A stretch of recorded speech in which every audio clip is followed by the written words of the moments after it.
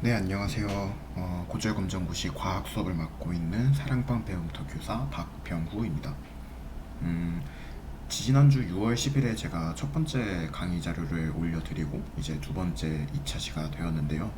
아마 뒤에서 설명을 드리겠지만 앞으로는 제가 8월 11일에 있을 2회차 검정고시 전까지는 매주 목요일마다 네, 과학 공부 자료들을 이렇게 요약을 해서 올려드릴 것 같습니다.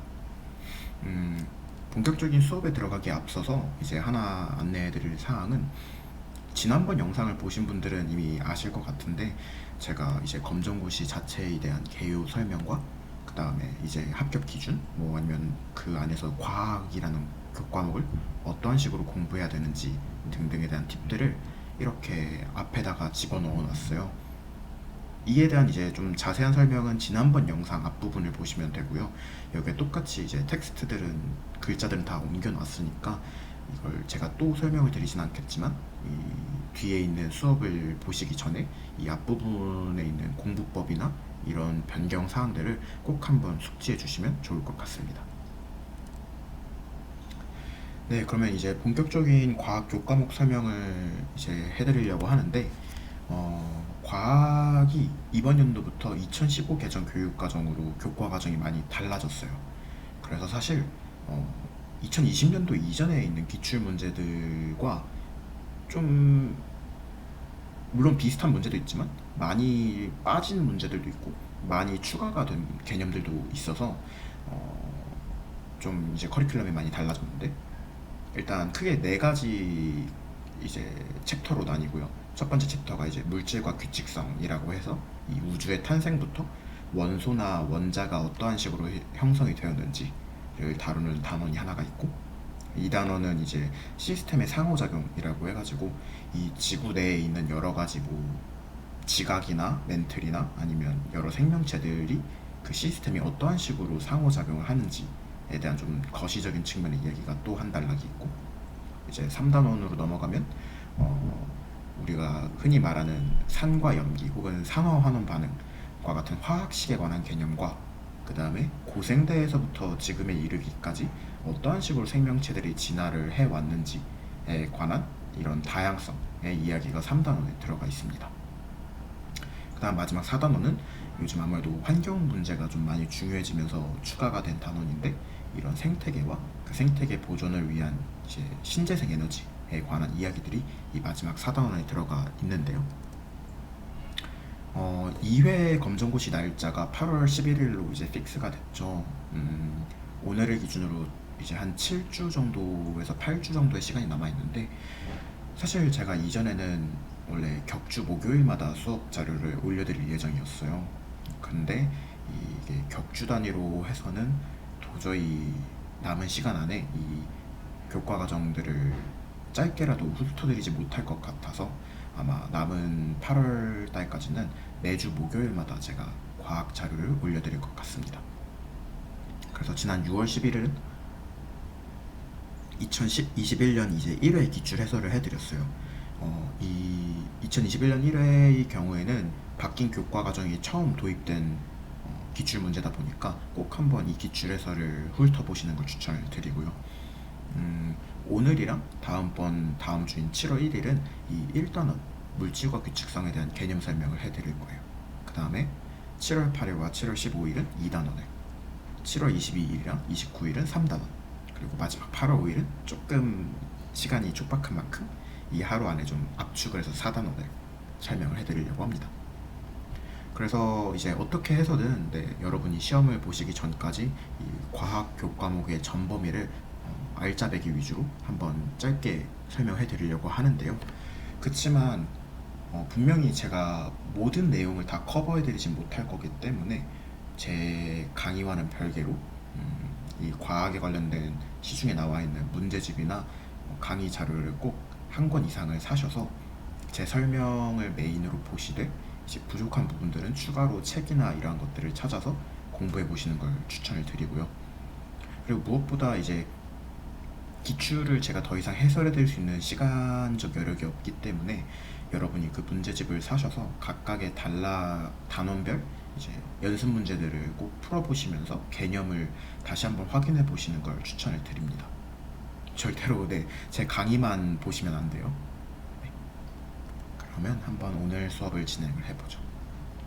오늘은 이제 1단원 중에서도 두 개의 중단원, 물질의 생성과 물질의 규칙성, 이 둘을 이제 설명을 해드리려고 해요. 물질의 생성부터 먼저 볼게요. 제가 이런 식으로 상단에다가 이 중단원에서 꼭 기억하고 넘어가야 되는 키워드들을 정리를 번호를 붙여서 해놨어요. 그래서 다른 내용은 다 까먹는다 하더라도 이 키워드 위주로는 꼭 머릿속에 숙지를 하고 가주시면 좋을 것 같습니다. 첫 번째는 이제 스펙트럼인데요. 아시는 분들도 있고 모르는 분들도 있을 것 같아요, 이 용어를. 스펙트럼이라 함은 이제 파장에 따라 나뉘어 보이는 색의 띠를 말해요. 이 왼쪽 위에 그림을 보시면 이렇게 이제 빨주노초 파남보가 이 어떤 삼각형을 통과하고 나니까 갈라지는 게 보이죠.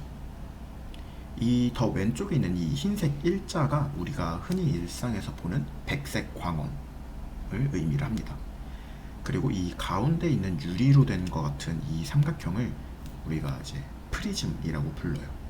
그래서 빛이 이 프리즘을 통과를 하면은 굴절을 하면서 이렇게 색깔의 띠들이 쫙 나뉘게 되는데, 이러한 식으로 이제 나뉜 결과물을 우리는 스펙트럼이라고 부릅니다.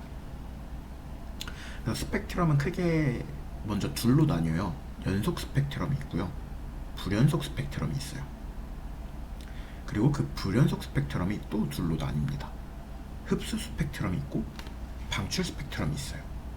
그래서 크게 세 종류가 있다고 생각을 해주시면 되는데, 하나씩 살펴보면 연속 스펙트럼의 경우에는 지금 이 위에 있는 그림처럼 빨주노초 파남보가 모두 다 빈틈없이 이제 매끄럽게 다 나와 있는 스펙트럼의 의미예요.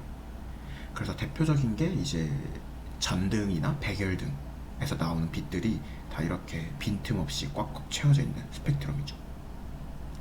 근데 이제 이 연속 스펙트럼에서 검은색 줄이 몇 개 가 있는 애들이 있어요. 그게 이제 이 두 번째 이미지인데, 이거를 우리는 흡수 스펙트럼이라고 불러요. 어떤 경우에 이런 스펙트럼이 나오냐면, 이 빛은 원래 연속 스펙트럼을 띠고 있는데, 이 빛이 굉장히 낮은 온도의 기체를 통과하고 나면은 이런 식으로 검은 줄들을 띠게 돼요. 이 기체들한테 이 선을 몇 개를 뺏긴 거죠. 그래서 이렇게 연속 스펙트럼은 거의 동일하지만 몇 개의 검은색 줄이 가 있는 애를 흡수 스펙트럼이라고 합니다. 그 다음에 이제 방출 스펙트럼은 좀 다르게 생겼죠. 아예 배경이 검은색인데 몇 개 중간중간에 색의 띠가 보여요. 이건 어떤 경우냐면, 기체가 굉장히 온도가 높아지면 그 자체에서부터 어떤 빛 입자를 방출을 하는데, 그 애들이 이런 방출 스펙트럼 모양처럼 나옵니다. 이제 그 원소가 지니고 있는 속성에 맞게끔 몇 개의 띠만, 아주 몇 개의 띠만 나타나는 거죠. 이 방출 스펙트럼이 중요한 이유가 뭐냐면요, 이 방출 스펙트럼을 통해서 이 스펙트럼은 어떤 원자 혹은 어떤 기체로부터 나온 애구나 라는 걸 역으로 유추를 해볼 수가 있어요. 이게 어떤 의미인지는 제가 다음번 슬라이드에서 설명을 좀 더 드릴게요. 그래서 이 챕터에서 여러분이 기억하셔야 될 건, 스펙트럼의 종류가 이렇게 세 가지가 있다. 그리고 이 각각의 그림마다 이제 이 이름을 암기하셔서 만약에 시험 문제 이 어떤 이 셋 중에 하나의 띠가 나오고 이게 어떤 스펙트럼이냐 물었을 때 이제 그걸 답하실 수 있어야 됩니다. 네, 그 다음에 이제 도플러 효과라는 게 있는데, 사실 이 앞에 있는 스펙트럼이랑 도플러 효과는 그 각각도 중요한데, 사실 이 둘은 이 뒤에 나올 세 번째 빅뱅 우주론에 대한 부연 설명을 하기 위한 이제 밑장치라고 생각해 주시면 돼요. 네, 이제 그러면 도플러 효과에 대해서 설명을 드려보자면, 이 그림을 잘 봐주시면 좋은데, 앰뷸런스가 이 왼쪽에 사람이 있고 오른쪽에 사람이 있는데, 오른쪽 사람한테 지금 다가가고 있는 중이에요. 근데 앰뷸런스 소리가 되게 삐용삐용 소리가 크잖아요. 이 상황에서 이 왼쪽 사람은 이 그 앰뷸런스로부터 나오는 그 삐용삐용 소리가 점점 멀어지면서 낮은 음으로 들리게 됩니다. 이게 무슨 뜻이냐면 이 소리를 내고 있는 이 어떤 물체가 어딘가로 이동을 하게 되면은요, 그 물체가 관측자로부터 멀어지게 되면 이 음파 혹은 빛의 파장이 길어지게 돼요. 반대로 이 오른쪽에 있는 귀처럼 이 소리를 내고 있는 물체가 가까워지게 되면 이 파장이 짧아지게 됩니다. 파장이 뭐냐라고 여쭤보실 수도 있을 것 같은데, 파장은 여기에 지금 이 붉은색 선 보이시죠? 이게 이렇게 한 바퀴 위로 아래로 왔다 갔다 하면 이거를 하나의 파장이라고 해요. 그럼 이 왼쪽은 이 빨간색 간격이 크신 게 보이죠? 파장이 긴 거예요. 이 오른쪽은 빨간색 파장이 되게 촘촘한 게 보이죠? 이건 파장이 짧은 거예요. 그래서 도플러 효과란 게 뭐냐? 이런 물체가 관측자로부터 멀어지면 파장이 길어지고 가까워지면 파장이 짧아지는 현상을 도플러 효과라고 해요. 그러면 이 파장이 멀어지고 짧아지는 게 어떤 변화를 만들어내냐 하면은, 이 소리의 원리가 파장이 길어지면 음의 높낮이가 낮아집니다. 그러니까 이 왼쪽 귀에 있는 사람은 똑같은 앰뷸런스 소리라고 하더라도 이게 되게 낮은 음으로 들릴 거고요. 이 오른쪽에 있는 사람은 앰뷸런스가 다가옴에 따라서 이 같은 음이 더 높게 들리는 현상이 발생을 해요.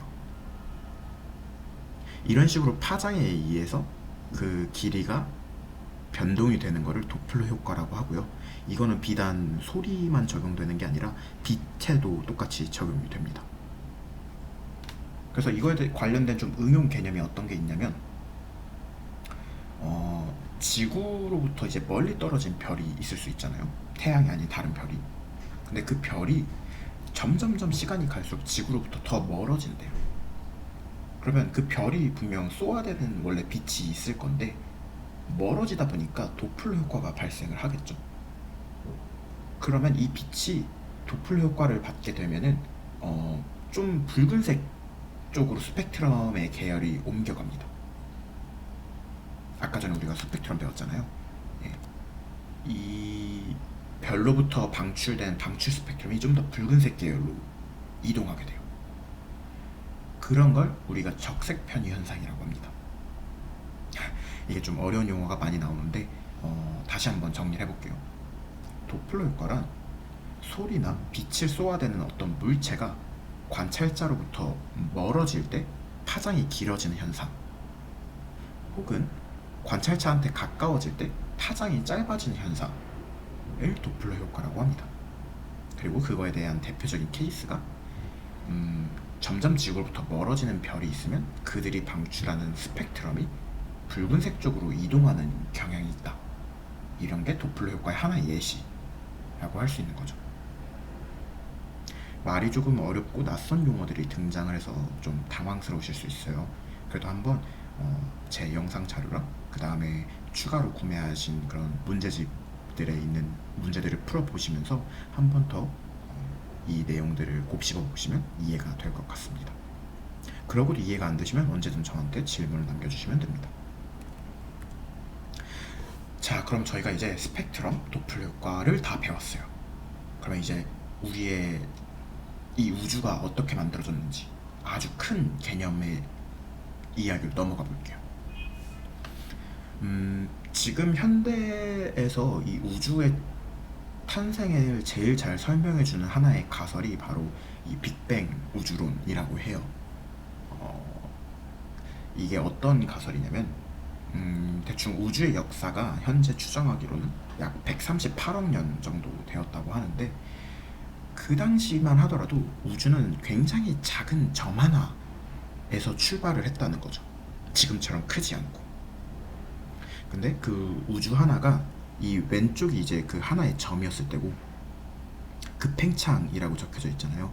이걸 이제 빅뱅, 영어로 빅뱅이라고 하는데, 이 빅뱅으로 빵 뻥튀기가 되어가지고 급속도로 확 커졌고, 그리고 지금도 꾸준히 커지고 있다는 게 이제 빅뱅 우주론인 거죠. 그러면 이제 뭐 당연한 거 아니야? 그거 뭐가 알고 뭐 다른 우주론이 뭐가 또 있어? 라고 하면 제가 여기 담진 않았지만 또 다른 우주론은 보통 정상 우주론이라는 것도 있기는 해요. 정상 우주론과 빅뱅 우주론의 차이는 빅뱅 우주론은 결국 이 하나의 점의 질량이나 모든 물질이 다 모여 있다가 확 커진 거라고 한다면 정상 우주론은 우주가 팽창하는 건 똑같은데 그냥 빈 공간에서 갑자기 물질들이 생성이 되어서 사실은 모든 우주에 있는 밀도가 다 동일하다가 이제 정상 우주론인 거죠. 그래서 사실 정상 우주론은 살짝 종교 관점에서 보면 창조론과도 좀 비슷해요. 그냥 빈 공간에 없던 물질이 생겨나고 있다. 그렇게 해서 현대의 우주가 만들어졌다. 반면에 이제 빅뱅 우주론은 아니다. 원래 그냥 한 점에 다 모여 있던 것들이 빅뱅이라는 하나의 이제 사건을 통해서 그냥 빵 커진 거고 때문에 결국 예나 지금이나 이 모여 있는 그 우주에 있는 그런 물질들의 총합은 결국 똑같을 것이다. 그냥 퍼지고만 있는 거다가 빅뱅 우주론이에요. 그래서 좀 추가 설명을 드리면 빅뱅 우주론은 결국 한 점에서 어떤 고온의 폭발, 빅뱅을 통해서 지금 한번 크게 확장이 되고 났기 때문에 이제 지속적으로 그때 이후로는 온도가 낮아져 왔다는 배경 설명이 있어요. 그래서 이렇게 온도가 낮아지게 되면 어떻게 되냐면 이제 물질들 원래 우주 먼지들이 이제 조금씩 결합을 하기 시작을 합니다. 그래가지고 이제 원자라는 개념이 만들어지기 시작을 해요. 그래서 대표적으로 이때쯤에 만들어졌던 원자가 이제 수소나 헬륨 등이 만들어진 거죠. 네. 그래서 이런 식으로 급팽창을 통해서 현재까지도 이 광활 우주가 계속해서 지속적으로 확장하고 있는 게 바로 빅뱅 우주론에 대한 개요라고 생각해 주시면 되겠고요. 그러면 왜 과학자들이 정상 우주론이 아니라 이 빅뱅 우주론을 지지하게 되었는가에 대한 근거가 필요하겠죠. 그 근거가 바로 이 우주 배경 복사라는 개념입니다. 여기에서 사실은 우리가 앞서 설명했던 도플러 효과나 스펙트럼의 개념이 다시 한번 나오게 되는데 한번 설명을 해볼게요.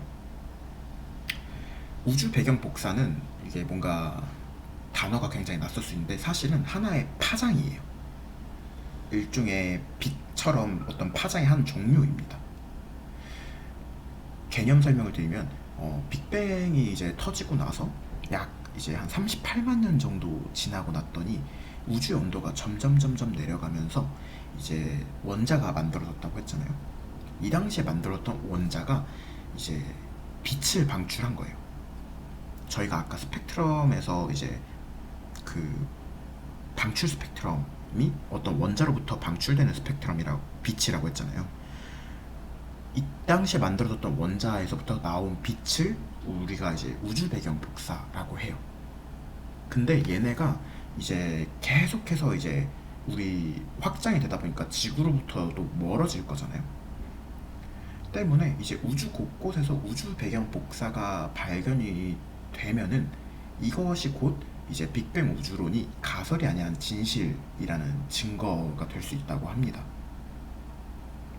그래서 이게 관찰이 되면은 정상 우주론이 아니라 빅뱅 우주론이 실제 정설, 진실이다 라고 과학자들이 받아들이려고 했는데 때마침 이제 몇 년 전에 이 우주 배경 복사가 우주의 곳곳에서 균일하게 발견이 되었다고 해요.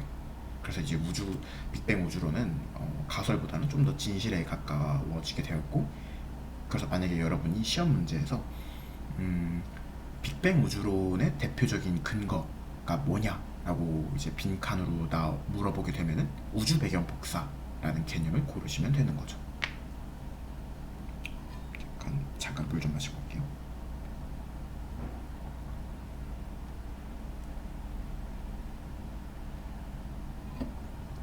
네, 그래서 우주 배경 복사를 정리해 보면은 우주의 온도가 이제 낮아졌던 옛날에 만들어진 원자로부터 방출된 빛의 일종이고, 그 빛이 우주 곳곳에서 발견됨으로 인해서 이제 빅뱅 우주론이 정설이 되었다라고 이해해 주시면 될 것 같아요. 그 다음에 이제 더 시간이 많이 흘러서 이 원자들끼리 모인 거를 이제 성운이라고 해요. 이제 우주먼지들이 많이 모이면서 이제 성운이라는 애들이 생겼는데, 이 성운으로부터 별들이 만들어지게 됩니다. 그러면 이제 그에 관련된 개념으로 보통 주계열성이라는 단어가 등장을 해요. 이게 뭐냐 하면 별의 중심이 있을 거거든요. 그 중심에서 수소 핵융합 반응이 이루어지면서 빛을 내는 별을 이제 주계열성이라고 합니다. 이게 중요한 게 뭐가 있냐면, 핵융합 반응에 대해서 제가 직관적으로 좀 설명을 드리면, 아마 나중에 설명드릴 시간이 또 있을 것 같은데, 핵융합 반응을 통해서 질량이 작은 두 개의 원자가 만나가지고 더 큰 상위의 원자가 탄생을 할 수 있어요. 이거를 핵융합 과정이라고 하는데, 근데 이때 굉장히 큰 양의 에너지와 열이 방출이 됩니다. 그래서 수소랑 수소가 만나가지고 핵융합을 일으키면은 이제 헬륨이 되거든요. 근데 그 과정에서 빛과 에너지가 방출이 돼요. 때문에 옛날에 만들어지던 별의 경우에는 그 중심부에 수소 원자가 있었을 거잖아요. 우주에서 이제 수소가 만들어졌으니까 그 수소들끼리 모여가지고 핵융합을 일으키면서 빛을 방출을 하게 되는 거죠. 그래서 실제로 우리가 보고 있는 이 태양계의 별인 그 태양의 경우에도 그 중심부에서 계속해서 수소 원자들이 핵융합 반응을 일으키고 있어요. 그래서 사실 우리 눈에 들어오는 태양의 저 태양빛은 사실은 그 수소 핵융합 반응의 결과물인 거죠. 이처럼 수소 핵융합이 계속해서 이루어지고 있는 상태의 별들을 전부 통칭을 해서 주계열성이라고 합니다. 그리고 제가 여기도 적어 놓았던 것처럼 별은 이렇게 탄생에서부터 죽을 때까지 주계열성 단계를 90%를 거치게 돼요. 그러니까 사실은 뭐 0살부터 100살까지 산다고 하면 그 중에 90년은 주계열성으로 수소 핵융합 반응을 일으키면서 살아간다는 거죠. 그래서 이 별의 탄생 과정에 대해서 좀 설명을 드리면, 성운을 거치고 그 다음에 원시별을 거치고 그 다음에 이제 별이 됩니다. 이 지금 차트에서는 원시별 단계를 생략이 됐는데, 성운은 이제 제가 앞서 설명해 드렸던 것처럼 이제 일종의 미세먼지 집합체라고 생각해 주시면 좋을 것 같고요. 원시별은 그 성운들이 조금씩 더 모여서 이제 하나의 구체 형상을 띠게 된 그런 초창기의 별의 형태를 의미를 해요. 그리고 그 원시별의 중심부 온도가 일정 수준 이상의 고온에 다르게 되면은 이제 별이 되는 거죠.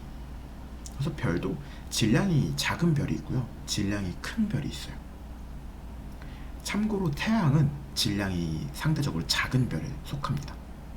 굉장히 신기하죠? 태양이 굉장히 크다고, 물론 이 태양계에서는 가장 큰 애인 건 맞는데, 그렇게 배웠는데 사실 이 우주 전체로 보면은 굉장히 질량이 작은 별인 거죠. 태양조차도. 우주가 얼마나 큰지가 알 수 있는 대목입니다. 한 태양보다 10배 정도로 큰 애들을 이제 질량이 큰 별이라고 보통 분류를 해요. 그래서 이렇게 이제 질량이 작은 별과 큰 별들이 이제 탄생을 하고, 이 애들은 이제 자기 수명의 90%를 주계열성 단계로 살아갑니다. 그러다가 이제 그 90%를 넘어가면서부터 적색거성이라는 단계로 넘어가게 돼요. 적색거성은 뭐냐면, 이 아래쪽 그림을 봐주시면 좋을 것 같은데, 주계열성은 그 중심부에 있는 수소가 수소 핵융합 반응을 일으켜서 헬륨으로 넘어간다고 했잖아요. 그 수소의 원자 기호가 H고 헬륨이 He이거든요. 그래서 이 단계에 있는 애들을 다 주계열성이라고 하는데, 이렇게 해서 중심부에 있는 수소가 다 이제 헬륨으로 바뀌는 시점이 언젠가 찾아오겠죠. 그러면 이 헬륨은 헬륨끼리 또 헬륨 핵융합 반응을 일으킵니다. 그래서 더 이제 질량이 큰 원자로 넘어가게 되고요. 그렇게 해서 이제 탄소까지 중심부가 넘어가게 돼요. 이 단계를 이런 식으로 수소 이상으로 이제 점점점 압축이 되어가는 그 단계를 적색거성 단계라고 합니다. 그래서 적석거성에 달하게 되면은 두 가지 현상이 동시에 일어나요. 첫 번째는 이 중심부는 계속해서 무거운 원소로 핵융합 반응을 일으켜서 수축해 들어갑니다. 수소에서 헬륨으로, 헬륨에서 뭐 탄소나 이런 애들로 해가지고 탄소까지 이제 핵융합을 하면서 점점점 수축해 들어가요. 그러니까 핵이 점점 만들어지는 거죠. 그래서 이 중심부는 좁아 들어가는데 반대로 이 바깥쪽은 여전히 수소나 헬륨이 남아 있거든요. 이 바깥쪽은 이 안쪽에서 핵융합을 일으켜서 이제 열이 방출이 될 거잖아요. 그 열을 받아가지고 이 바깥쪽에 있는 수소나 헬륨 기체들은 계속 확장을 해가요. 그렇게 해서 이 적색거성 단계에서는 중심부는 수축을 하고 이 바깥쪽에 있는 것들은 팽창을 하면서 분리가 되는 과정을 거치게 되는데, 그게 어떤 임계점을 넘어가면 죄송합니다. 어떤 임계점을 넘어가게 되면 이 행성상 성운 단계까지 넘어가게 됩니다. 그러면 이 가운데 있는 이 알짜배기 애들과 이 바깥쪽에 있는 우주먼지들이 다시 나뉘게 되는 거예요. 그래서 이 바깥쪽에 있는 애들은 분리가 돼서 나중에 성운, 초창기에 있었던 성운으로 다시 넘어가서 새로운 별을 만들어내게 되고요. 이 가운데 있는 애들은 질량이 작을 경우는 죄송합니다.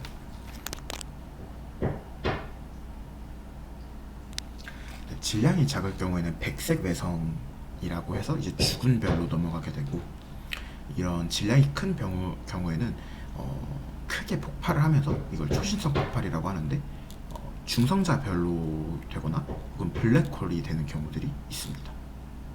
근데 사실 우리가 여기까지는 몰라도 되고요.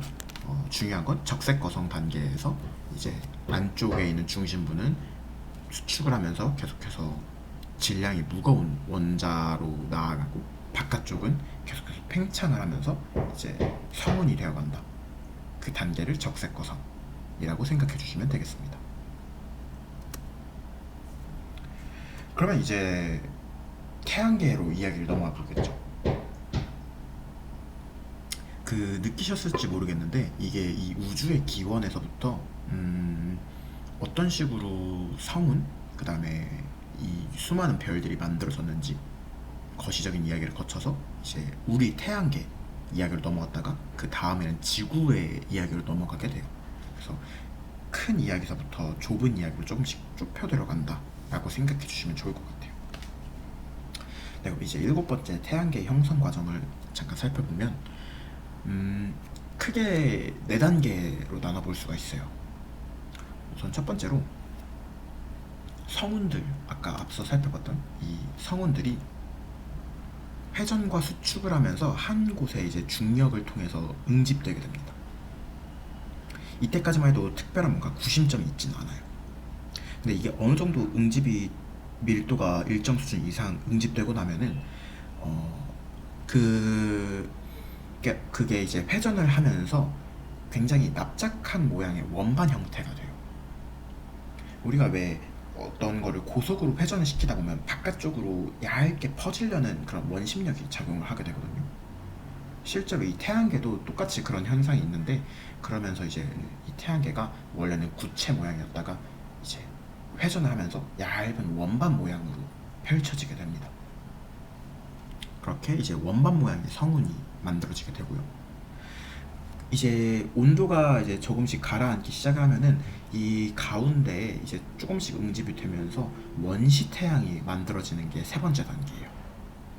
그래서 이 원시 태양이 지금 우리가 보고 있는 그 태양과 거의 유사하다고 생각해 주시면 되고요.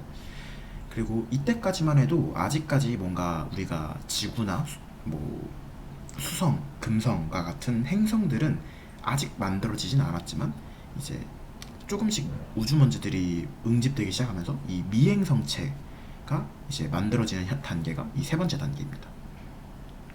그러고 나서 이제 좀 더 온도가 가라앉고 나면 이제 태양을 주변으로 해서 공전을 하는, 이제 이렇게 빙글빙글 도는 지금과 같은 원시 행성들이 만들어지게 되는 거죠. 그래서 정리하면 성운이 회전과 수축을 하면서 이제 구체 모양으로 모이는 게 1단계, 두 번째는 그것들이 이제 빠르게 점점 회전을 하면서 원반 모양으로 성운이 이제 얇고 넓게 퍼지는 게 2단계. 세 번째는 이제 그 중심에 원시 태양이 생겨나고 그 사이드에 이제 미행성체가 형성되는 게 3단계. 그다음 마지막 네 번째가 온도가 더 낮아져서 행성들이 이제 원시 행성이 형성이 되는 게 마지막 4단계라고 생각해 주시면 됩니다. 아마도 여기서 문제가 출제가 된다고 한다면 이 네 가지 단계의 순서를 배치하는 문제가 나올 수 있을 것 같아요. 그래서 제가 방금 설명해드린 이 스토리텔링을 잘 기억해 주시면 좋을 것 같습니다. 참고로 이것도 개념 문제인데 그 하나 기억해둘 만한 개념이 뭐가 있냐면 우리 태양계에 지금 이제 8개의 행성이 있다고 하거든요. 수금지와 목토, 천해 이렇게 8개인데 그게들이 딱 4개로 이제 두 분류로 나뉜다고 해요. 그 이제 앞에 4개 수성, 금성, 지구, 화성은 지구형 행성이라고 부릅니다. 얘네는 비교적 태양에 가까이 있기 때문에 온도가 좀 높은 편이고요. 그 다음에 질량이 상대적으로 작은 애들이 많아요. 이런 애들이 이제 보통 이 지구형 행성이라고 부르고, 반면에 이제 목성, 토성, 천왕성, 해왕성 이 우주 바깥쪽, 태양계 바깥쪽에 있는 4개의 행성들은 목성형 행성이라고 불러요. 그래서 얘네는 태양과 비교적 멀리 떨어져 있어서 온도가 기본적으로 다 영하, 굉장히 낮은 온도를 띠고 있고, 멀리 떨어져 있는 만큼 질량이나 이러한 것들이 각자 자체적인 질량을 많이들 지니고 있어서 질량이 큰 행성들이 많습니다. 그래서 이렇게 지구형 행성과 목성 행성으로 나뉜다 또 알고 가시면 좋을 것 같아요. 네, 이제 태양계를 거쳤으니까 지구의 이야기로 들어와 봐야겠죠. 아까 제가 이 우주는 역사가 대략 추정하기로 138억 년 정도 된다고 했잖아요. 그러면 지구는 얼마나 역사가 됐냐라고 하면 현재 이제 지질학자들이나 과학자들이 추정하기로는 약 한 46억 년 정도 됐을 것이다 라고 추정하고 있어요. 그러니까 우주가 만들어지고부터 한 90억 년 정도가 지난 다음에 이 지구가 만들어진 거죠. 그래서 그때로부터 다시 46억 년이 지나서 현재가 된 거고요. 그럼 이 지구는 초창기 어떻게 만들어졌을까 하면은 크게 5단계로 나눠볼 수가 있다고 해요. 첫 번째는 미행성 충돌이 잦았어요. 그 보면 이 세 번째 거 그림을 보면은 이 원시 태양 주변으로 미행성체들이 있는데 이 행성체 주변으로 다른 고리들이 많이 보이죠. 이게 다 우주먼지거든요. 성운이고. 그러니까 얘네들이 다 이 미행성체 충돌을 굉장히 자주 했었겠죠. 이 자잘한 우주먼지들이. 그러면서 미행성 충돌하면서 처음에는 굉장히 질량이 작았던 지구가 충돌을 하면서 크레이터도 생기고 질량도 커지고, 그 질량이 커지니까 온도도 높아졌다고 해요. 그렇게 하면서 이제 충분한 질량과 온도가 확보가 된 게 1단계라고 합니다. 그럼 이제 2단계는 마그마의 바다가 형성이 된 단계인데, 이제 워낙에 이 행성 자체가 초창기에는 너무 뜨거웠을 거잖아요. 그러다 보니까 막 어떤 딱딱하게 굳는 고체가 형성되지 못하고 다 녹아서 마그마와 같은 형태의 바다, 굉장히 고온의 바다가 형성되었다고 해요. 그게 2단계고요. 이제 여기서부터 서서히 온도가 식기 시작을 해요. 그래서 이제 3단계에서는 멘틀과 핵이 분리되기 시작을 합니다. 이 지구의 중심부로는 무거운 철이나 마그네슘 같은 애들이 가라앉기 시작을 해서 그것들이 이제 핵을 구성하게 되고요. 반대로 이제 바깥쪽은 서서히 질량이 이제 적은 애들이나 좀 온도가 낮은 애들이 바깥쪽에 위치하기 시작을 한 거죠. 이게 이렇게 해가지고 이제 멘틀과 핵이 분리되는 단계가 3단계라고 합니다. 그래서 이 바깥쪽이 멘틀이고요, 이 안쪽이 핵인 거예요. 그 다음에 이제 이 4단계 원시 지각이 형성되는데요. 이 지각이 지금 우리가 딛고 있는 이 땅을 말해요. 이 표피 쪽인 거죠. 그래서 이 바깥쪽에 있는 멘틀이 서서히 식으면서 그 멘틀보다 더 바깥쪽에 있는 그 지각이 딱딱하게 굳어가지고 생명체가 살 수 있는 터전이 마련이 된 거죠. 그게 이제 4단계고요. 마지막 5단계가 이제 더 온도가 낮아져서 이 지구가 식으면서 이 대기 중에 있었던 이 보통 그냥 공기 중에 있었던 그 수분들이 식어가지고 하늘로 올라가서 수증기가 돼서 비가 내렸던 거죠. 그러면서 초기에 바다가 만들어졌다고 해요.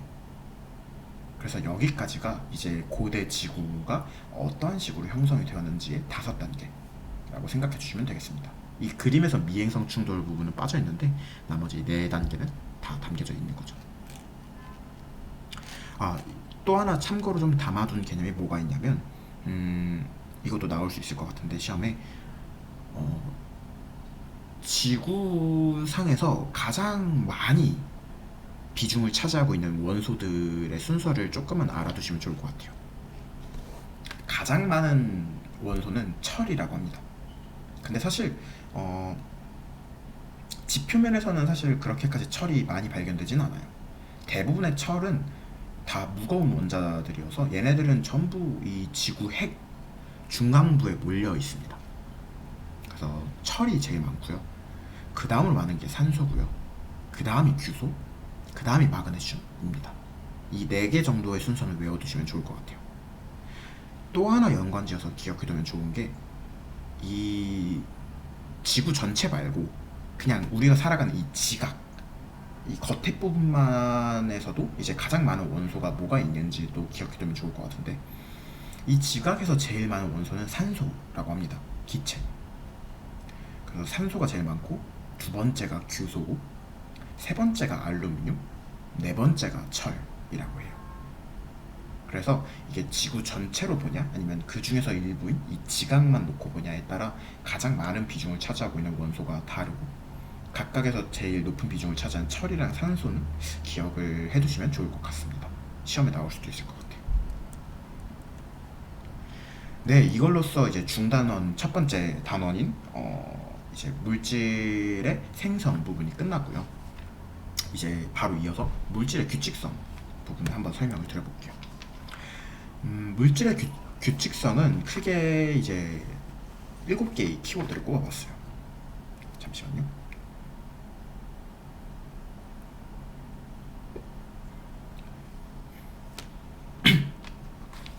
네, 그래서 한번 하나씩 설명을 드리도록 하겠습니다. 이제 저희가 아까 앞서서도 지구가 이제 38만 년이 지나면서부터 온도가 낮아져가지고 원소, 원자 이런 애들이 만들어졌다고 했잖아요. 그에 대한 개념부터 다시 시작을 해볼 건데요. 원소라 은 아시는 분들도 있을 것 같은데 수소, 헬륨, 뭐 리튬 이런 것처럼 물질을 이루는 기본적인 성분의 의미예요. 모든 지구상에 있는 모든 물질들은 이 원소들의 결합으로 이루어져 있어요. 제 몸도 뭐 수소, 탄소 이런 애들로 이루어져 있을 거고요. 제가 지금 이 녹화를 하고 있는 이 노트북도 여러 가지 금속 원소들로 이루어져 있고 대기 중에 있는 모든 공기나 뭐 기체들도 전부 다 원소들로 이루어져 있습니다. 그렇게 해서 이 세상에 존재한다고 생각되는 원소들을 이제 전부 다 모으고 보니까 물론 아직까지 밝혀지지 않은 원소 정도 있겠지만 현재까지 밝혀진 애들은 총 118종류라고 합니다. 그리고 참고로 우주 전체를 통틀어서 가장 많이 존재하는 원소는 수소랑 헬륨이라고 해요. 아마 이 주기율 이 표를 뒤에서 또 한번 설명드리겠지만 주기율표라고 하는데 이 보시면 이 1번, 2번, 뭐 3번, 4번 이 번호들이 붙어 있잖아요. 이거를 원소 번호라고 불러요. 근데 이거를 1번부터 118번까지 다 외우실 필요는 없고요. 사실 한 1번부터 20번 정도까지는 외워두시면 도움이 되긴 하는데 안 외워두셔도 거의 많은 문제를 풀 수는 있어서 네, 넘어갈 수 있을 것 같습니다. 그치만 이제 각각의 원소를 읽는 법은 이제 좀 아셔야 되는데 이 1번 원소의 경우에는 H는 이제 수소라고 하고요. 이 2번 원소는 이제 헬륨을 의미합니다. 3번 원소가 이제 리튬, 4번이 뭐 베릴륨, 5번이 뭐 붕소, 6번 탄소, 7번 질소, 8번 산소, 이제 뭐 9번 플루오린, 뭐 10번 네온 이런 식으로 이제 쭉 원소들의 기호와 그 이름들이 있어요. 근데 그 둘은 조금 매칭을 해서 좀 기억을 해 두시면 좋기는 해요. 이게 처음 외우신다고 하면 좀 헷갈릴 수 있는데 이거를 한 20번 정도까지는 암기를 그래도 해 주시면 문제를 훨씬 더 수월하고 확실하게 풀기에 좋긴 합니다. 이제 그러면 주기율표에 관한 개념으로 넘어가 볼게요. 주기율표에서 이제 주기율이라는 건 뭐냐면요. 율이라는 말 자체가 사실은 어떠한 규칙성, 운율이라고 할 때 그 율자처럼 어떤 반복되는 패턴을 뜻하거든요. 이제 그럼 주기율은 이 원소들이 아무런 공통점이나 규칙성이 없을 줄 알았는데 모아놓고 보니까 특정한 주기마다 어떠한 은율, 어떠한 패턴이 보인다. 그 패턴을 주기율이라고 합니다. 그럼 주기율표는 뭐냐? 그 패턴별로 비슷한 성질을 지닌 애들끼리 정리해 놓은 표인 거죠. 그래서 이 118개의 원소를 쭉 이렇게 정리한 거를 주기율표라고 하는데요. 주기율표를 보는 법은 두 가지만 보시면 돼요. 이 세로 축에 보면은 1부터 7번까지 보이시죠? 이거를 주기라고 합니다. 그래서 주기는 1주기부터 7주기 원소까지 있어요. 그래서 7주기 원소는 이 가로줄 전체가 하나가 다 7주기 원소인 거예요. 그래서 이 같은 줄에 있으면 얘네들은 같은 주기의 원소라고 부릅니다. 그러면 이 주기 같은 주기의 원소들은 어떤 게 특징이냐 라고 하면은 이 밑에 그림을 봐주시겠어요? 이 동그라미가 두 개가 큰 게 있죠. 이거를 이제 우리는 다음번에 제가 좀 설명을 드리겠는데 전자껍질이라고 불러요. 그래서 이 안쪽에도 전자껍질이 하나가 있고 이 바깥쪽에도 전자껍질이 하나가 있는 건데 전자껍질은 점점 이 원소 번호가 커질수록 점점 늘어납니다. 전자껍질이 하나가 있으면 이걸 1주기 원소라고 부르고요. 전자껍질이 두 개가 있으면 2주기 원소라고 부릅니다. 그러니까 전자껍질은 최대 7개까지 있을 수 있는 거죠. 그래서 같은 주기의 원소는 당연히 동일한 개수의 전자껍질을 지니게 돼요. 뭐 5주기 원소는 다 5개의 전자껍질을 공통적으로 갖고 있는 거죠. 그렇게 생각해 주시면 되고 이제 한번 가로에 있는 번호를 볼게요. 1번부터 18번까지 있어요. 이거를 족이라고 부릅니다. 그래서 뭐 이렇게 이제 이 세로 애들을 1족 원소라고 부르고요. 이 제일 오른쪽에 있는 이 청록색으로 색칠된 애들을 통틀어서 18족 원소라고 부르는 거죠. 그러면 이 같은 족 원소들끼리는 어떤 게 같냐, 어떤 특징이 있냐 라고 하면 뒤에서 또 설명드리겠지만 원자과 전자의 개수가 동일하다고 합니다.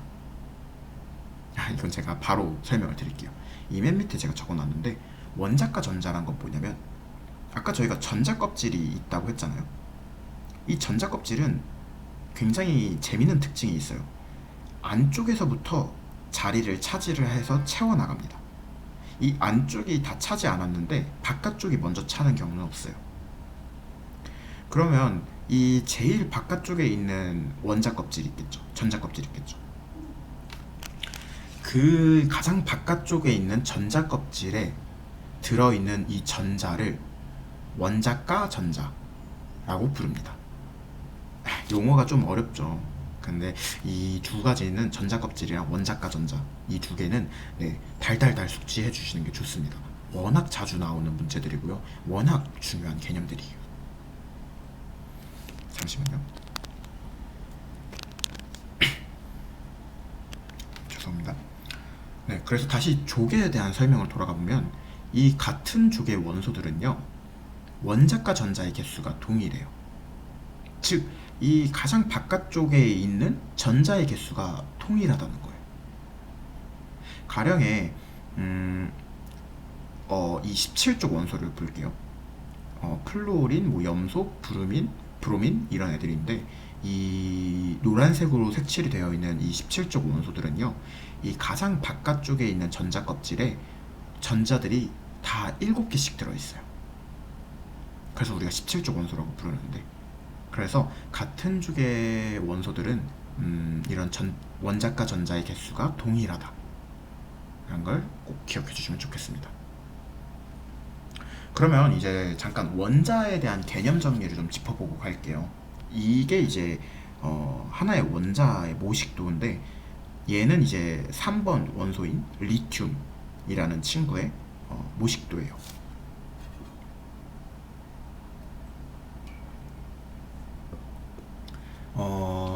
자, 그러면 여기에서 저희가 원자를 한번 분해를 해볼게요. 원자는 일단 첫 번째로 크게 둘로 나뉩니다. 마이너스를 띠고 있는 전자가 있고요. 네, 그래서 지금 마이너스를 띠고 있죠. 이 가운데에 있는 원자핵이 있어요. 그래서 기본적으로 원자는 원자핵과 전자 둘로 나뉘는데, 이 원자핵은 또 자세히 들여다보면요, 플러스 전하를 띠고 있는 양성자가 있고요, 아무런 전하 플러스 마이너스가 없는 중성자가 있습니다. 참고로 중성자나 양성자는 질량이 굉장히 전자보다 훨씬 커요. 그래서 얘네가 원자핵을 가운데 딱 무게를 마치 태양처럼 잡고 있고, 그 주변을 이 전자들이 돌고 있는 거죠. 전자 껍질 위에서. 근데 좀 하나 재밌는 게, 이 양성자 개수가 곧 그 원자의 번호를 의미해요. 제가 아까 이게 3번 리튬 원자인지 어떻게 알았냐면, 양성자가 3개가 있거든요. 그래서 얘는 3번 원소인 리튬을 나타냅니다. 그리고 또 하나 재밌는 게, 이 양성자 개수만큼 똑같이 전자 개수도 존재를 해요. 그러니까 리튬은 양성자가 3개가 있어서 전자도 3개를 갖고 있는 거죠.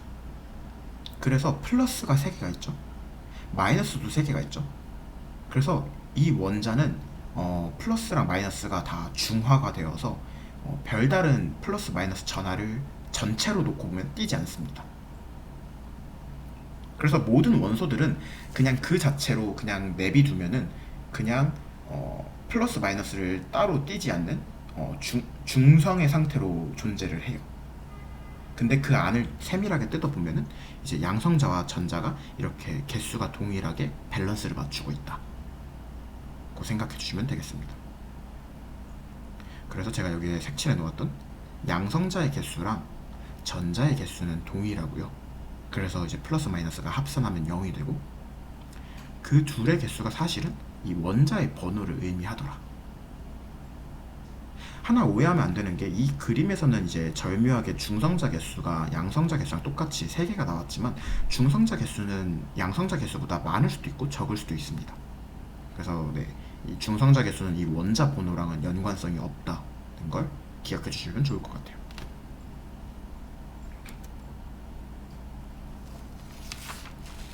네, 이 방금 전에 있는 주기율표랑 똑같은데 색깔만 좀 다르게 칠해진 또 다른 주기율표를 하나를 들고 왔어요.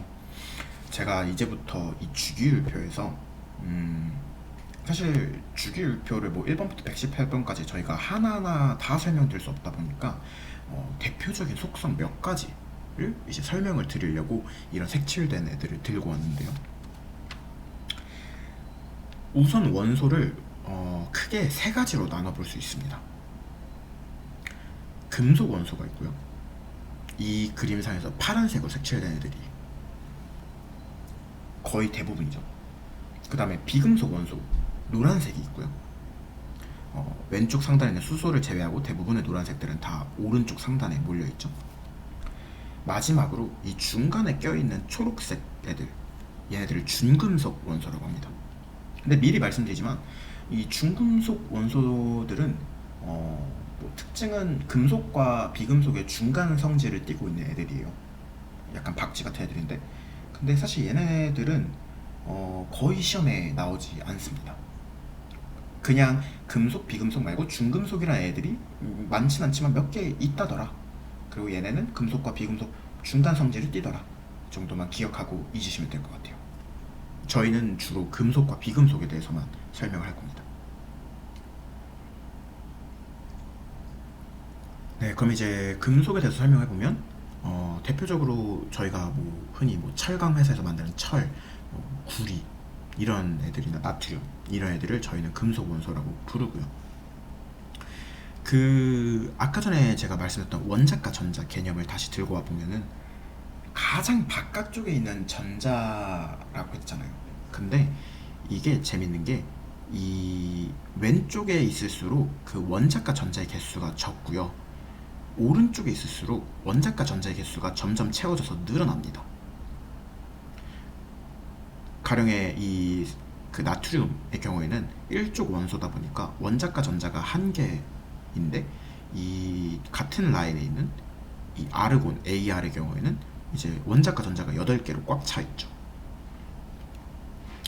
근데 원자과 전자의 개수가 적으면, 그러니까 금속 원소는 기본적으로 원자과 전자의 개수가 적다는 특징이 있는데, 그러면 이게 어떤 결과를 낳냐면요, 제가 뒤에서 한 번 더 설명을 드리겠지만 이 원소들이 좀 재미난 규칙을 따르는데, 어떤 게 있냐면 옥텟 규칙이라는 걸 따라요.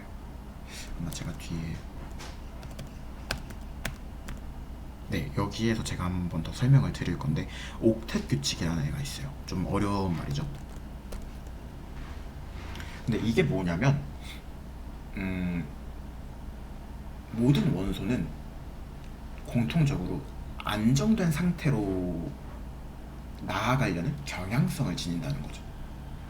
그러면 이 원소에게 안정된 상태란 게 뭐냐라고 하면, 이 가장 바깥쪽에 있는 전자 껍질이 가장 안정된 상태일 때는 그 전자가 8개가 꽉 찼을 때거든요. 그러니까 어떻게 해서든 이 원소들은 전자를 8개를 맞추고 싶은 거예요, 그 바깥쪽에. 근데 한번 생각을 해보죠. 이 금속 원소들은 이 바깥쪽 그 전자 껍질에 전자들이 1개 내지는 2개, 3개 굉장히 적게 있어요. 그러면 8개가 되기 위해서 막 대여섯 개의 전자를 끌고 와서 채우는 게 빠를까요? 아니면 그냥 그 한두 개의 전자를 팽 버리고 난 다음에 안쪽에 있는 8개를 채우는 게 빠를까요? 아무래도 후자겠죠. 그래서 이 금속 원소의 특징은 뭐가 있냐면, 이 바깥쪽에 있는 껍질의 전자 개수가 적다 보니까 그거를 금방금방 버리려는, 전자를 잃는 경향이 있어요. 그러면 가장 바깥쪽에 있는 전자 하나를 버리게 되면은 양성자 개수는 똑같은데 전자 개수가 하나 줄어들었으니까 전체적인 전하는 플러스를 띠겠죠. 그렇게 플러스 상태로 띠는 애를 양이온이라고 우리 부릅니다. 좀 말이 어려운데, 그래서 금속 원소의 특징은 보통 전자를 잘 잃고 나서 양이온화 되는 경우들이 많다 라고 생각해 주시면 될 것 같아요. 좀 설명이 길었죠. 제가 뒤에서 다시 한번 옥텟 규칙을 설명드리면서 이 부분을 다시 한번 짚어드리겠습니다. 네, 그렇고 금속 원소의 이제 또 다른 특징은 보통 우리가 뭐 철 이런 거 되게 딱딱하잖아요. 그래서 그거 생각하면 되듯이 대부분 상온에서 고체로 존재를 해요. 거의 유일한 예외가, 이런 상온에서 이제 고체가 아닌 예외가 이제 수은, 그 진시황이 먹고 죽었다는 그 수은의 경우에는 액체 상태로 상온에서 존재를 합니다. 이런 예외들은 기억해 주시면 좋아요. 가령의 시험 문제에서 금속 원소인데 액체 상태로 상온에서 존재하는 금속 원소는 이라고 하면 이제 보기에 수은이 있으면 그걸 체크해야 되는 거죠. 그 다음에 금속 원소에 있는 또 다른 특징은 광택이 있어요. 어떤 윤기가 나고요. 그 다음에 금속이다 보니까 열과 전기가 잘 통한다는 특징이 있습니다. 이제 비금속은 거의 이제 반대로 생각을 해주시면 되는데요. 주기율표의 오른쪽에 있고, 우리가 흔히 말하는 산소, 수소, 탄소 이런 애들이 거의 다 비금속이죠. 그 아까 말씀드렸던 것처럼 이제 원자과 전자, 가장 바깥쪽에 있는 그 껍질에 전자 개수가 금속보다 훨씬 더 많고요. 그러다 보니까 이 옥텟 규칙에 의해서 전자를 어디론가로부터 받아와가지고 그 8개를 채우려는 경향이 강해요. 그래서 주로 전자를 얻어서 전자가 하나 늘어났으니까 음이온, 마이너스를 띠겠죠. 음이온화가 되는 경우들이 많아요. 그래서 그게 이제 비금속 원소들의 특징이고, 보통 상온에서는 얘네들은 기체 내지는 고체의 형태로 많이 있는데, 얘한테도 하나 예외가 있어요. 유일한 예외가 이 중간에 보시면 BR이라고 표시가 되어 있을 건데, 브로민이라는 애들은 얘는 이제 거의 유일하게 비금속 원소지만 상온에서 액체로 존재하는 애입니다. 그래서 비금속 원소의 특징은 광택이 없고요. 애초에 뭐 기체나 이런 애들이 많으니까. 그 다음에 열과 전기가 잘 안 통합니다. 그렇게 해서 이제 금속과 비금속으로 이제 원소들을 분류해 볼 수 있다. 그 다음에 이제 또 다른 방식으로 원소들을 좀 분류해서 볼 수가 있는데, 저희가 이제 모든 원소들을 하나하나씩 다 살펴보진 않지만, 교과서에서 꼭 짚고 있는 몇 가지 족들이 있어요. 저희가 아까 이 세로줄을 이제 조기로 부르기로 했잖아요. 근데 대표적으로 이 1족 원소랑 17족 원소는 좀 독특한 특징을 많이 지니고 있다고 해요. 그래서 1족 원소를 저희가 이제 알칼리 금속이라고 부를 거고요. 17족 원소를 이제 할로젠 원소라고 부릅니다. 그래서 이 둘에 대해서 공부를 해볼 거예요. 알칼리 금속은 어떤 특징이 있냐면 1족 원소니까 일단 기본적으로 가장 바깥쪽 껍질에 전자가 하나 있겠죠. 네. 참고로 알칼리 금속 중에 1족 원소지만 알칼리 금속에 속하지 않는 게 수소. 이 수소는 제가 앞서 말씀드렸듯 이제 금속이 아니라 비금속이라고 했잖아요. 근데 이제 그냥 어쩔 수 없이 1번이 여기에 속해 있는 건데, 이 1번을 제외한 나머지 이 붉은색 애들 6개가 1족에 있는 그 알칼리 금속이라고 생각해 주시면 되는데, 대표적으로 이제 리튬, 나트륨, 칼륨 등이 있습니다. 그래서 얘네들의 공통적인 특징은 원자과 전자가 한 개다 보니까 아무래도 아까 말씀드렸듯 전자를 금방 잃는 경향이 있어요. 특히 이제 바깥쪽에 하나밖에 없으면 빨리 버리고 싶겠죠. 그래서 굉장히 그거를 잃는 경향이 강하고요. 그래서 전자를 하나에 금방 버리고 플러스 1의 양이온이 되는 경우가 많습니다. 이런 알칼리 금속의 특징은 은백색의 광택이 나요. 그리고 산소랑 이제 굉장히 그냥 공기 중에 있는 산소랑 잘 반응을 해서 광택을 잃는 경우들이 많습니다. 그러니까 산소랑 반응 안 했을 때는 은백색의 광택을 지니고 있는 금속이다가 산소랑 접촉이 되면서 이제 광택을 잃게 되는 거죠.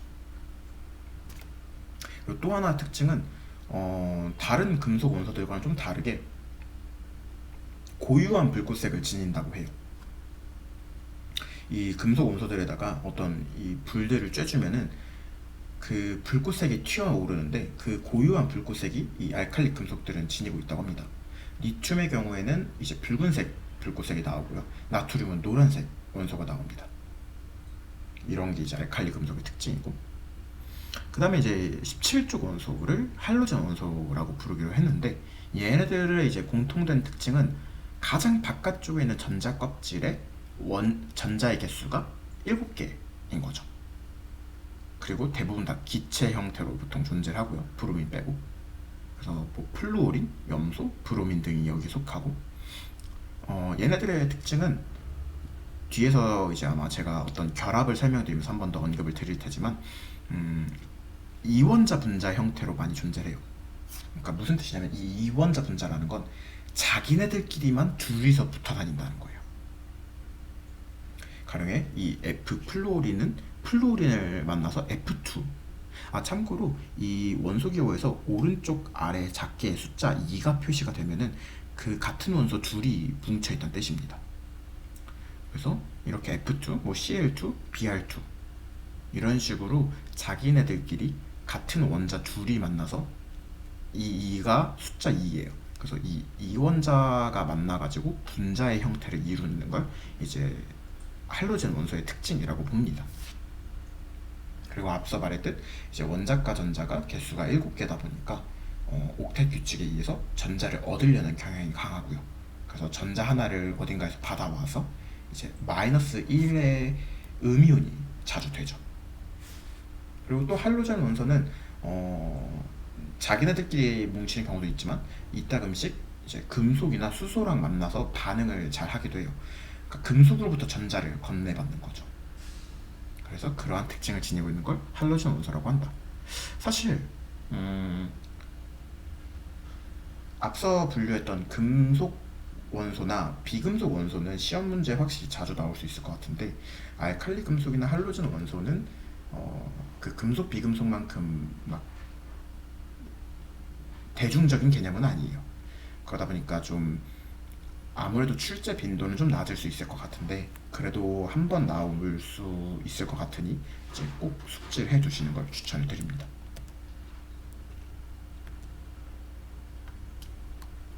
그 다음 저희가 이제 1쪽과 17쪽을 봤는데, 또 하나 이제 기억해야 되는 족이 하나가 있어요. 가장 끝에 있는 이 18쪽 원소, 이걸 우리가 비활성 기체라고 부르는데, 얘네들은 꼭 알아둬야 됩니다. 주기율표에서 이 18쪽에 위치해 있는 원소들은 굉장히 독특한 포지션을 갖고 있어요.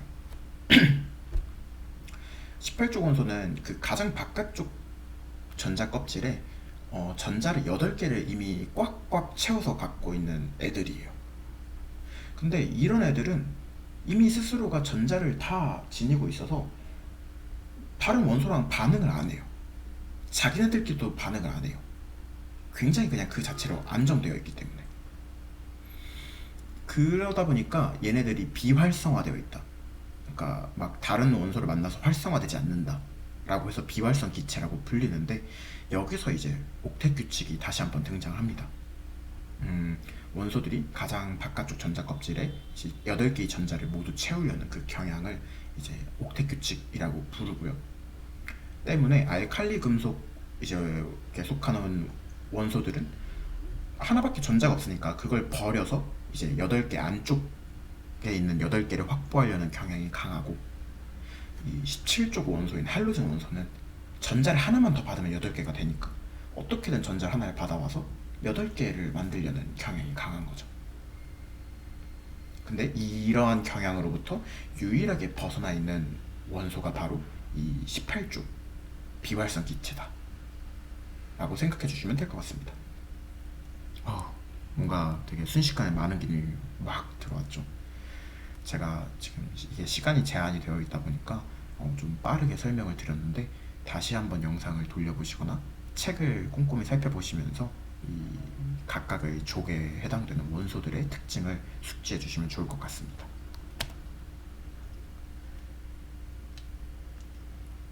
이제 거의 다 왔는데, 저희가 중간중간에 그런 표현을 많이 썼을 거예요. 전자를 하나 잃어서 플러스 1의 양이온이 되었다. 양이온.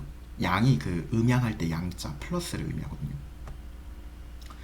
그리고 반대로 뭐 17쪽 원소는 전자 하나를 얻어서 마이너스 1의 음이온이 되었다. 음이온. 이게 사실은 이 이온 결합에 쓰이려고 이제 제가 먼저 설명을 드린 개념들인데, 앞서 설명드렸던 것처럼 뭐 이런 식으로 같은 자기네들끼리만 만나서 결합을 하는 경우들도 있지만, 다른 원소랑 만나서 결합이 되는 애들도 있어요. 이 18쪽에 속하는 비활성 기체를 제외한 나머지 원소들은 전자를 얻거나 혹은 잃고자 하는 경향이 있기 때문에 다른 원소랑 결합하려는 욕구가 강합니다. 그러면 이 결합의 종류가 뭐뭐가 있냐라고 하면 지금 고등 교육 과정에서 나오고 있는 결합의 종류는 크게 두 종류예요. 이온 결합이 있고요, 공유 결합이 있습니다. 그 두 가지를 이제 설명을 드리고 오늘 수업을 마칠까 하는데요. 이온 결합은 맨 밑줄을 먼저 보시면 보통 금속 원소랑 비금속 원소 사이에 이루어지는 애들이에요. 그래서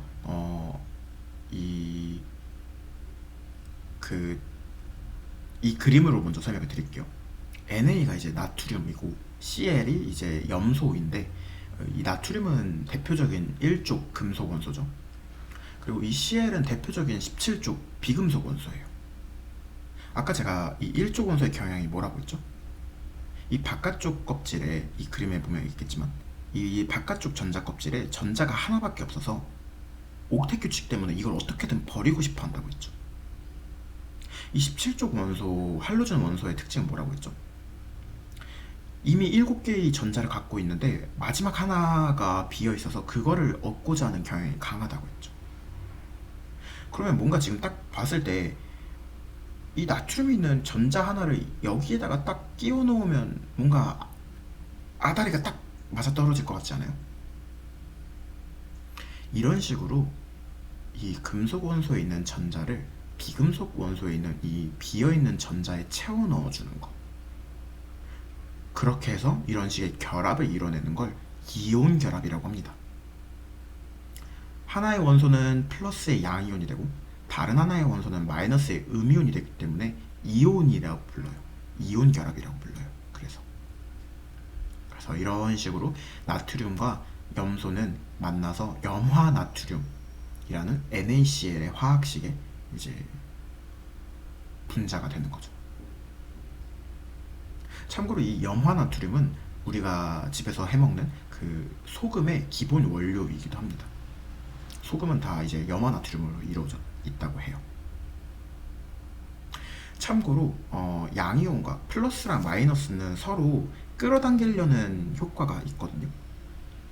그런 식의 양이온과 음이온의 끌어당기려는 힘을 정전기적 인력이라고 불러요. 그 중간에 정전기에 보면 이제 전기 있잖아요. 그게 실제로 그 일렉트로닉에 있는 전기를 의미를 하거든요. 실제로 전기들도 양이온과 음이온의 결합으로 발생하는데 그런 식으로 해서 이제 이 둘이 한쪽은 플러스가 되고 한쪽은 마이너스가 되니까 이제 서로를 붙잡아 준다.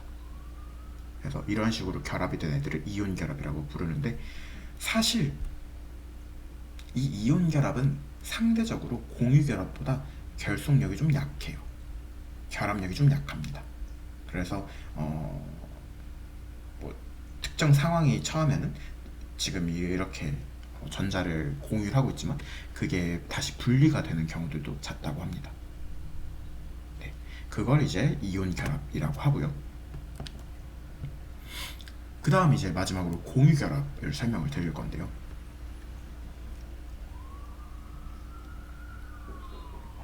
공유 결합은 비금속 원자들끼리만 일어나요.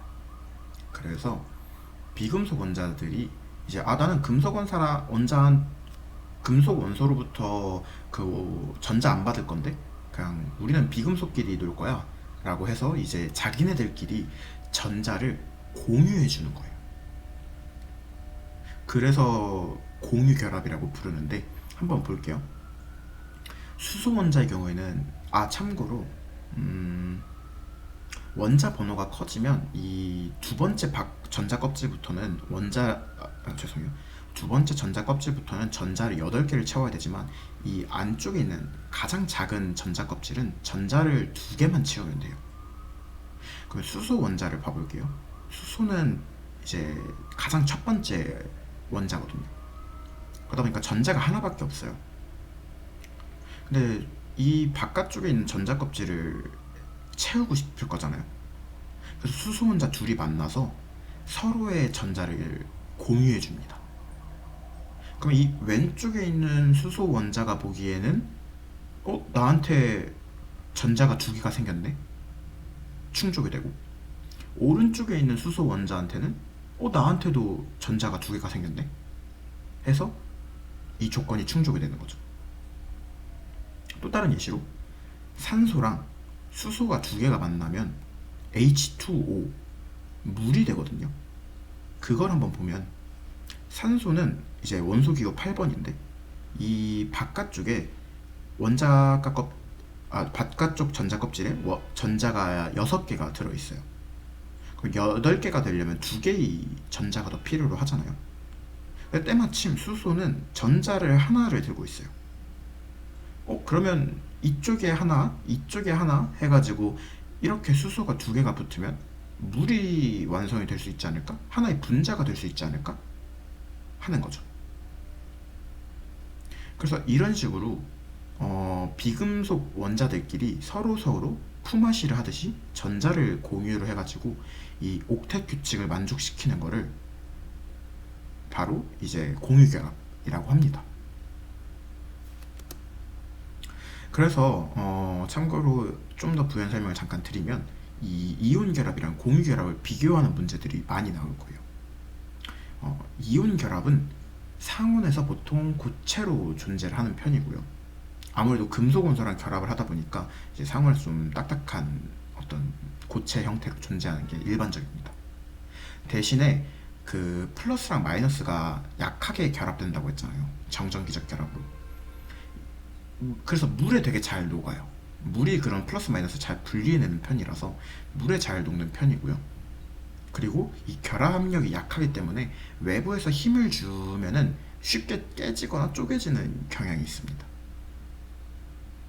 그리고 이 얘네가 고체일 상태에서는 전기가 안 통하는데 물에 녹아서 플러스랑 마이너스로 분리가 되면 그때는 되게 전기가 잘 통하는 성질이 있다고 해요. 이제 이렇게가 이온 결합 물질들의 특징이고요. 공유 결합 물질도 이제 특징이 있어요. 뭐냐면 상온에서 보통 고체, 액체, 기체 굉장히 다양하게 존재를 합니다. 또 물에 잘 녹지 않아요. 얘네들은. 왜냐면 지들끼리만 놀려고 해요. 그 다음 마지막으로 결합력도 강하고 이게 잘 분리되려는 경향이 없어서 비교적 전기가 덜 통한다고 합니다. 안 통하는 게 보통 일반적이에요. 그래서 이러한 식의 이온 결합과 공유 결합 물질 간의 차이점이 존재한다. 그래서 오늘 이제 설명드린 내용은 이 전체 4개의 챕터 중에서 첫 번째 챕터의 앞에 두 단락을 설명을 드렸고요. 이런 식으로 제가 키워드들을 정리를 해드렸어요.